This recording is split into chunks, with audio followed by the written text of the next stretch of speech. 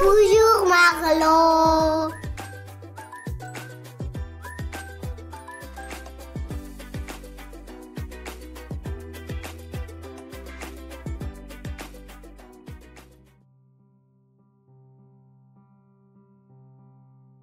Aujourd'hui, nous rencontrons Magellan, un grand curieux, un aventurier, un explorateur. Il est à l'origine du premier tour du monde en bateau. Bom dia! Cela veut dire bonjour en portugais. Le petit Fernand de Magellan naît dans une famille noble du Portugal, en 1480. C'est il y a plus de 500 ans. Waouh! À cette époque, en Europe, on connaît encore très mal notre terre. Les Européens ne connaissent pas l'Amérique. Ils ne connaissent pas non plus l'intérieur de l'Afrique, trop ardu à explorer. Le monde est un mystère. D'ailleurs, on ne sait même pas s'il est possible de faire le tour de la Terre par les mers. Sa jeunesse. Magellan a une curiosité insatiable. Et dès son plus jeune âge, c'est la mer qui le fascine. Il est page à la cour de la reine. Un page, c'est un jeune garçon qui apprend à devenir chevalier. C'est là qu'il apprend la navigation et l'astronomie. Sais-tu ce qu'est l'astronomie? C'est la science qui étudie les étoiles, la lune, les planètes et tout ce qui se trouve dans l'espace. Cette science est fondamentale pour les marins, qui utilisent le soleil et les étoiles pour se repérer en mer. Adolescent, il entre au service du roi et enfin devient marin.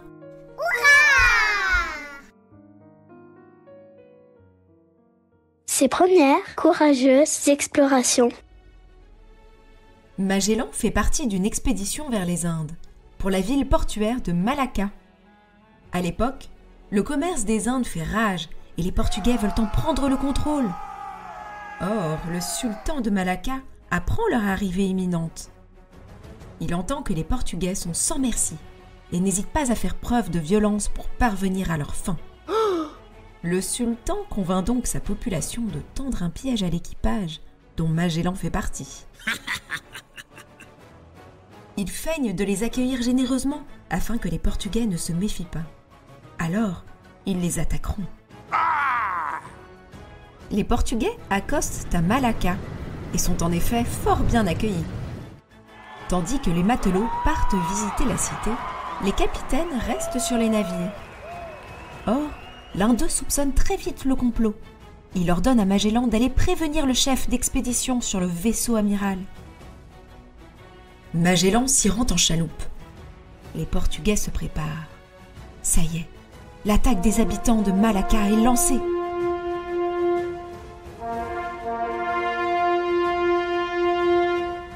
Les Portugais larguent les amarres et s'enfuient. Catastrophe. Un des amis de Magellan est à terre et pris par les assaillants. Magellan se précipite à sa rescousse. Il réussit à lui sauver la vie et tous deux s'échappent à bord d'une barque pour regagner leur navire.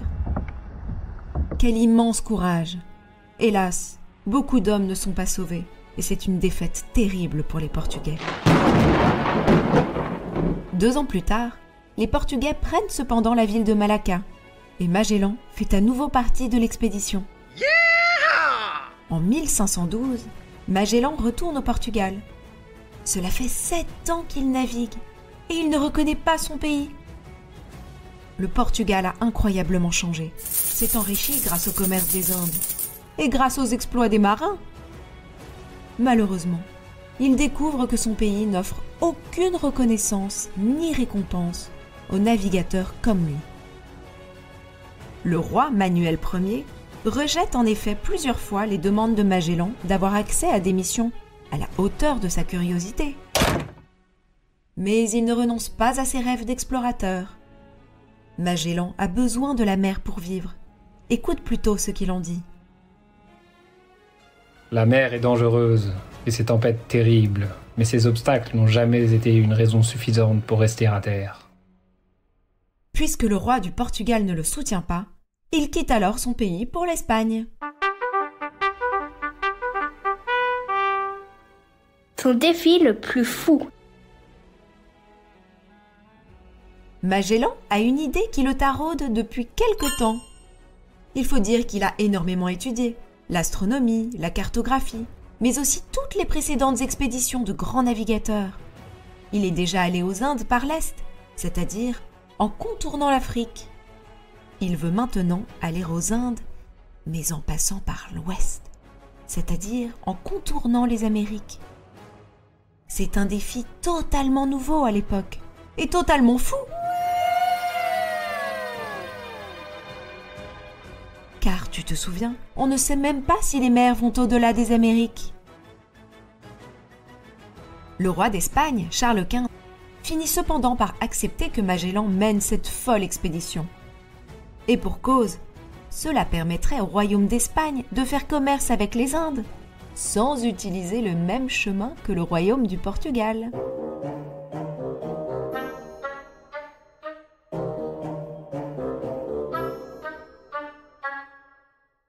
Est-ce que toi aussi tu as des rêves fous?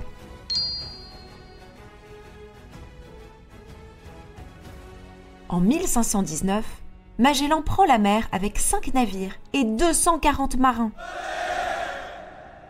En plus d'être courageux, il est persévérant. Ça y est, ils vont chercher la route des Indes par l'ouest. Tu imagines tous ces marins partant vers l'inconnu? Et toi, si tu partais découvrir le monde, où choisirais-tu d'aller?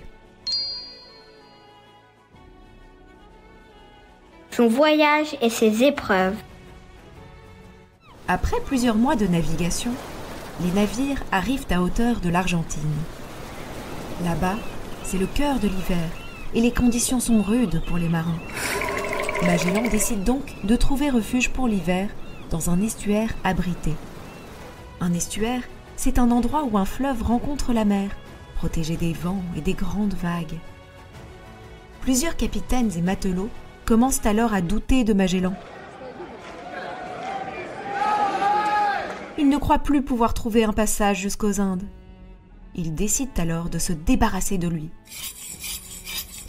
C'est ce qu'on appelle une mutinerie. Magellan réussit à y mettre fin et poursuivre l'aventure, mais c'est une vraie épreuve pour lui. Des épreuves? Il y en a d'autres. Au retour de l'été, un de ces 5 navires partis en exploration échoue.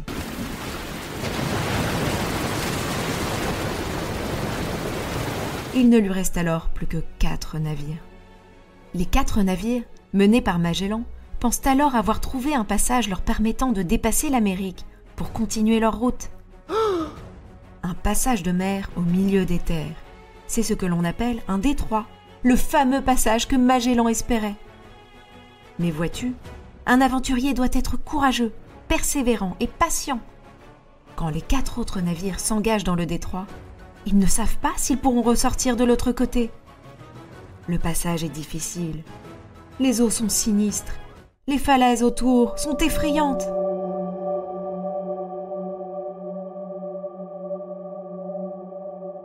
Un des 4 navires se rebelle et abandonne Magellan. Plus que 3. Sa grande découverte. Pourtant, Magellan avait raison. C'est un détroit. Une fois arrivé au bout, une autre étendue d'eau, une autre mer s'étend devant lui. Oh, quelle émotion! Oh, quelle joie! Cette mer est si calme. Magellan l'appellera alors Pacifique, l'océan Pacifique, celui qui aspire à la paix. Après les multiples tempêtes du début de son voyage, quelle surprise! 3 mois et demi durant, les 3 navires de Magellan naviguent sans terre en vue, dans l'immensité de l'océan. L'eau potable et la nourriture viennent à manquer. Les marins en sont réduits à manger des rats, des morceaux de bois et à boire de l'eau insalubre. Ces terribles conditions affaiblissent l'équipage, mais les marins demeurent vaillants. Finalement, une île en vue. et le ravitaillement tant espéré. Et quel cadre! Face à eux s'étendent des paysages idylliques, les épices, les oiseaux bigarrés, c'est splendide. Les indigènes semblent accueillants et pacifiques. Penses-tu à un endroit que tu connais, qui t'émerveille, comme ce que Magellan et ses hommes ont ressenti en arrivant dans ces îles du Pacifique? La fin de son périple. Magellan est un fantastique navigateur, un explorateur visionnaire. Sur les îles et face aux indigènes, ce n'est pas le cas. Lorsque le roi d'une petite île refuse de se soumettre à Magellan et ses hommes, ceux-ci décident de les attaquer. Vois-tu, ils pensent être plus forts, mais ce n'est pas le cas. Magellan est blessé par une flèche empoisonnée, puis tombe sous les coups. Sa violence aura déchaîné celle des indigènes et causé sa perte. Les hommes de Magellan n'ont désormais plus de chef et ne sont plus les bienvenus. Ils vont cependant aller au bout de l'idée du grand explorateur.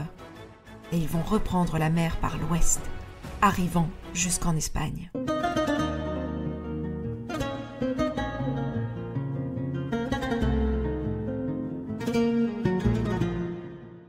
Ils effectuent ainsi le premier tour du monde à la voile. Au retour, ils ne sont cependant, hélas, plus que 18 hommes.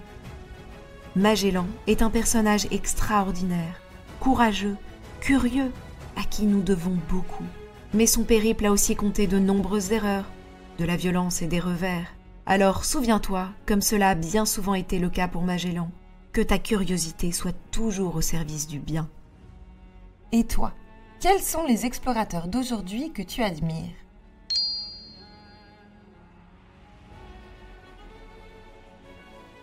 Si tu en as l'occasion, tu pourras demander à tes parents de te montrer le périple de Magellan et ses hommes sur une carte ou une map monde. Particulièrement, pense bien à leur demander où se trouve le détroit de Magellan. J'espère que cette épopée t'a émerveillé et a éveillé ta curiosité. Que dirais-tu maintenant d'un petit quiz?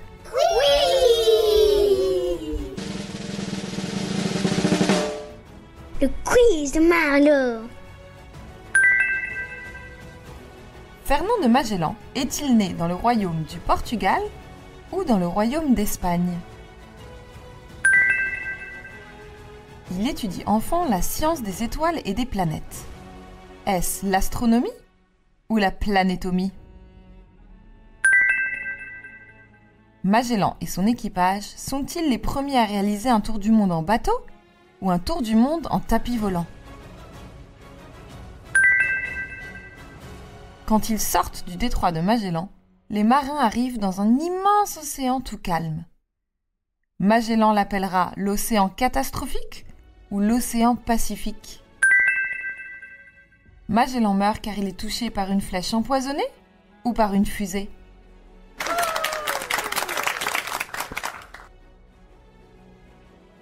Merci, petit explorateur, et à très vite pour d'autres voyages.